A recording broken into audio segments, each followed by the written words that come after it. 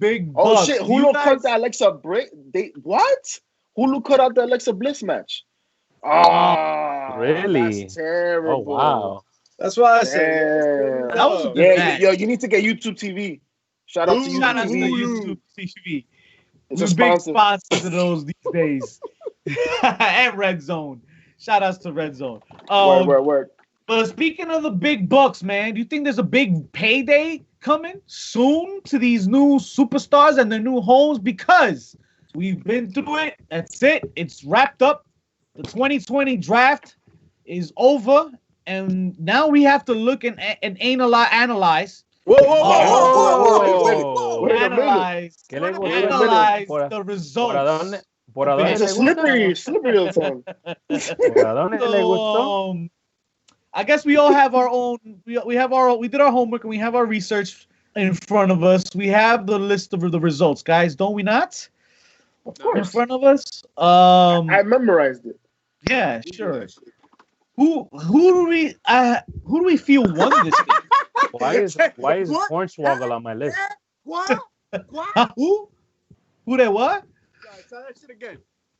Who do we feel walked out the winning brand out of this? Raw all the way. They got more picks. Did they? Nah, they didn't get more picks. Bro, what y'all think? See, the problem is, man, that you're asking me a question about, which of the microwave dinners is better.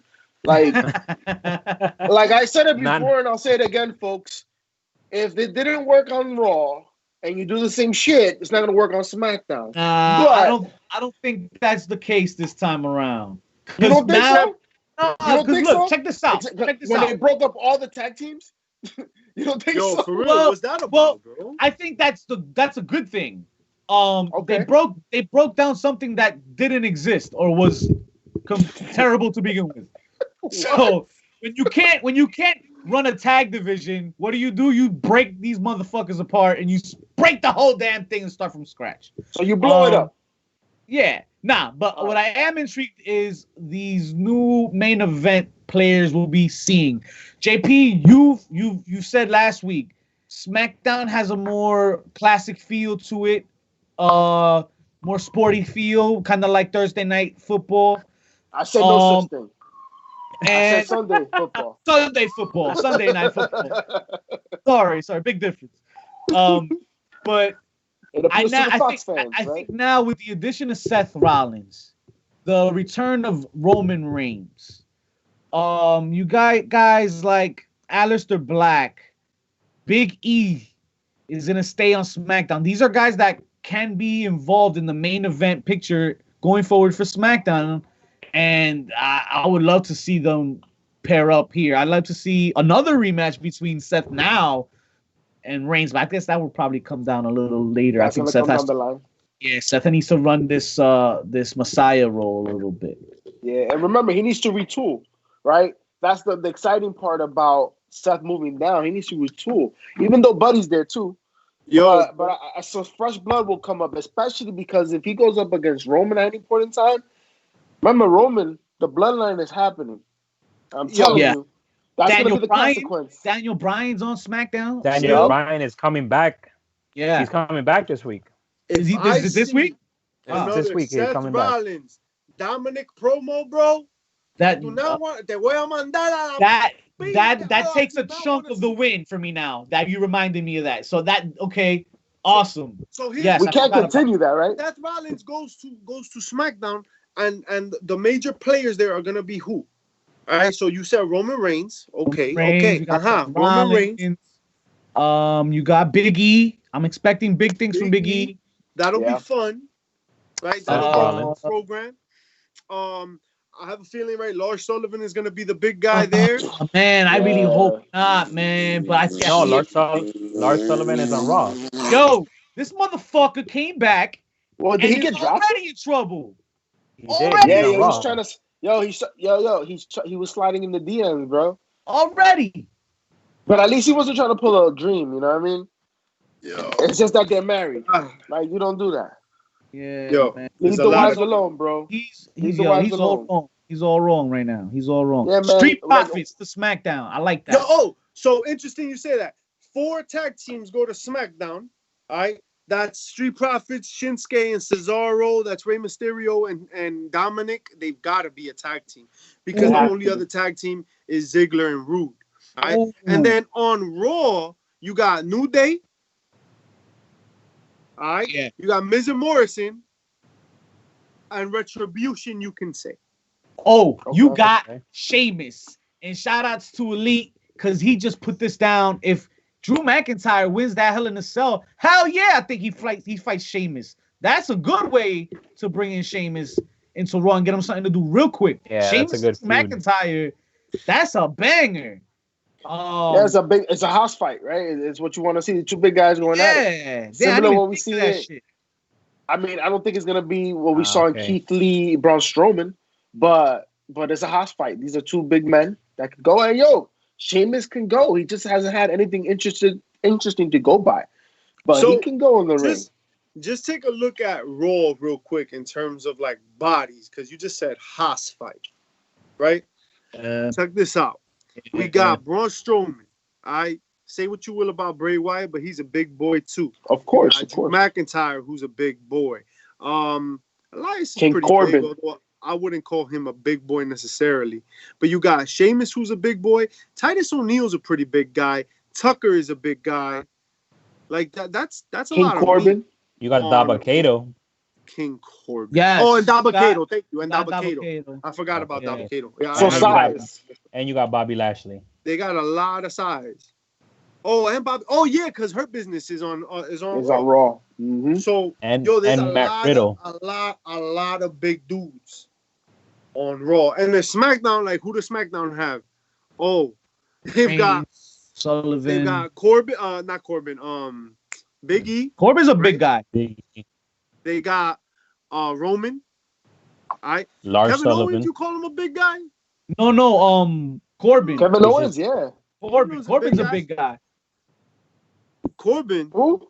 I think JP wants to talk about Baron Corbin for a second. Let's tell me about how his skill set is just so appealing to you. You want to ask the Cardinals? You want to ask the Patriots? This guy. I'm telling you right now, to be honest, to be serious though for a second, Corbin does deserve a push though at this point. A push off the cliff. A push off the cliff. A push off the short cliff. The Money in the Bank. That's a push off the short cliff. But don't be surprised if he's gonna be getting some wins here. I see him getting wins over guys like Daniel Bryan. Where's he going? Wins over Big E. Yeah, on SmackDown. Yeah. Wins over maybe Jey Uso, because I think Jey Uso's a big time player now too. His stock rose on SmackDown too. He was a throwaway challenger. Yeah. That shit did nothing. They did nothing. No. They're about to do it now. More story. I think there's more story. There's not finished yet with that. I think JP was on to that stable earlier, man. Stable's happening. Listen, if he loses in Hell in a Cell, there's a consequence to pay. That's what Roman said. He said that consequence going to be. He's going to have to fall in line, and the stable's going to happen. It's already happening. That's the story. And that's different. That's different. Here's what I've come to the realization of: more so stables than a lot of other things, but pretty much everything, but definitely stables, but also everything. WWE can't write for shit. Hold on, let me check with our people in the chat. Y'all still with us after that? That carousel? Cause son, like. You don't develop a Messiah thing. They don't develop the Wyatt family the way they're supposed to. They haven't done a single stable in any sort of valuable way at all. Then you have the tag champions switching shows, and they're just like, "Oh, we'll handle." Yeah, that would have been a nice time to just have a match against each other, right? Like the titles don't matter. But what happened? That same interaction that happened, where Ziggler and Rude came and they're like, "Oh, we're the next up." That could have happened as an interruption to that match. Yep. Come on, man. Yeah. Facts. And they could have said the exact same thing. Oh, we should be the ones in line for this title. How they just come in here and get it? Like that should have been it. Yo, that's it. We're here to make notice, yo. That's it. We're next. We got next. Guys, it's not that hard. Reach out. Oh, we got you, Come on, we got you. The bad guys got you, bro. But the biggest issue with that is that the Street Profits and Rude and Ziggler, they're gonna face each other tomorrow for the belts. They are. After that, who else is there to go for the belts? For the tag belts? Still gotta be drafted, bro. That's it. So let's talk about that, JP, because you brought it up. Awesome. There is a list of undraftees here, but is this a real list, or is this like just people that they threw in there that aren't even a part of it? Becky Lynch is on here. I expect her to be back. She's a player to be noted, but guys like Bo Dallas, is he coming back? Jackson Riker, Jinder Mahal. These are why do we need to know that they were undrafted? And Andrade does not deserve to be on this list. Only because the rules state that anybody that went undrafted gets to pick whichever brand they want to sign with. Okay. I missed that. I bet. That's the caveat. That works. Okay. That works. They get to pick and choose, So he put up the picture of him holding the NXT title, and he's the one that said goodbye and thank you to Selena Vega, which was confirmed by Charlotte earlier this week. Yes, our boy's on his way, and I'm here for that. Yes, he needs to go to NXT. They could use him. Andrade to NXT? Hell yeah. And I think that we're already up to Gargano and Priest, 4? I think. Hey, wait. But I gotta say, damn, bro, like Gargano is Priest's fucking muse. He made him. Great matches, man. Continuously great matches. I have to say. That's it. It was a banger on Wednesday too. Come on, I'm done after that. Now we have to see if he can do this with somebody else, right? I mean, but he had a banger this week too. Insert Andrade. Ooh.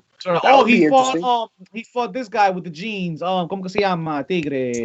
Elias.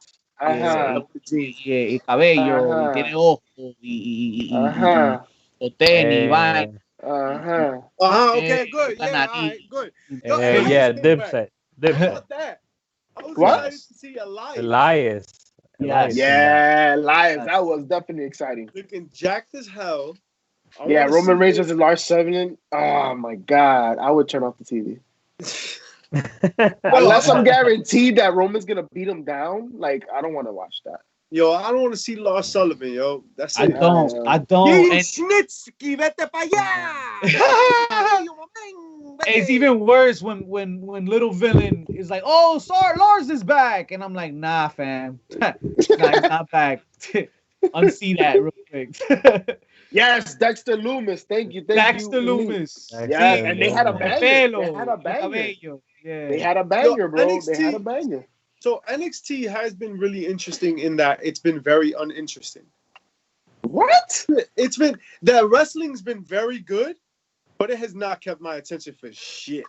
That is almost blasphemous. What are you talking about? G1? Impact? Bound for Glory hype? Come on. Yo, NXT is like 4th, 5th show. But yeah, man. Damn, JJ, I used to like you, but like now you made that blasphemous comment about NXT. I don't know, yo. I mean, man. Just a little less. Nah, come on. NXT is phenomenal. AEW right now? Is that what you're doing? I've been said that. So all right, okay. You want to see the NXT? Okay, the practice. Okay, so tell me about the practice. Who are the top guys in the practice? What? In the practice, you know NXT is the practice. It's not the main roster, it's the practice. So tell me who you like in the practice.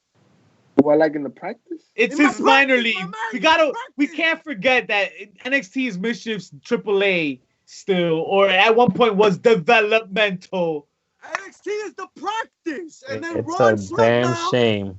On the main roster, nadie dice, déjame ir al main roster in NXT. No, I'm down for lobster. What are you talking about? We've established on this podcast that NXT is indeed the third brand, not a developmental brand. NXT has produced the best shows for all brands. NXT has the best writing, has the best storyline, has the best in-ring work. Consistency is the key. You know the continuity we complain about all the time when it comes to Raw SmackDown? You don't see that shit on NXT. You don't see that shit with banger after banger. I agree even with Mia Yim on NXT TakeOver, they have had great takeovers. Amazing takeovers. Like, I'm sorry, I will take a takeover over any AEW that has happened thus far. Any AEW pay-per-view. To be honest, yes. Congratulations, AEW is doing great work, but NXT, by far, in my eyes, and this is a very sophisticated pair of eyes, folks. That's not getting twisted. Very extensive palette. There's over 34 years of viewership in these eyes. 34 years of experiences. 34 tank tops. 34 years of tank tops being ripped. You don't even understand. And when I'm telling you, cut them at the top. That's right. You cut them at the top. You know how many tank tops I've seen JP Savage rip? All them G-Unit tank tops when them shit just fly. That shit was hard to rip. They had a thing here. It wasn't easy. And he freaking did it. I seen it with these eyes. Yes. He doesn't cut the top? No, he doesn't do that cheap shit that Hogan does. No, he goes straight through the collar, my man. My man. I can agree to that, though. There has not been a match on AEW that surpasses any takeover match yet that I've seen. No, I mean, listen. Moxley was the number 1 rated wrestler for a reason, right? I will not disagree about that. But let's talk about how Adam Cole is number 2. And this is a wrestler of the year last year in the E. Like, there's been so much talent, and unfortunately, some of those talents have made mistakes and now are, blemished. But there's so much talent on NXT, man. And the women's division, they're reloading. Like, that's what I'm enjoying. They are reloading because you have a main event match between Candice LeRae and Io Shirai, who last year had match of the year candidates, and they put on a banger in the previous one. I'm with it. And Shotzi, Shotzi's going to be in that main event picture. She's hosting Halloween Havoc. Shout out to Halloween Havoc. Yes. Come on now. And folks, if you have not tuned into Shotzi Blackheart's Instagram on the daily, she's giving you recommendations for the horror movies to watch during Halloween, October, the month before, the month of horror. I got out that nightmare. No, she has a very impressive list. But please, if you want to know about some movies, about some underrated flicks that you're not going to hear about everywhere, definitely hit us up on HBC2 Sweet. Not on Twitter, on IG, because the Twitter, they don't. Spoiler alert. Subscribe! Yo, she definitely gives out gems.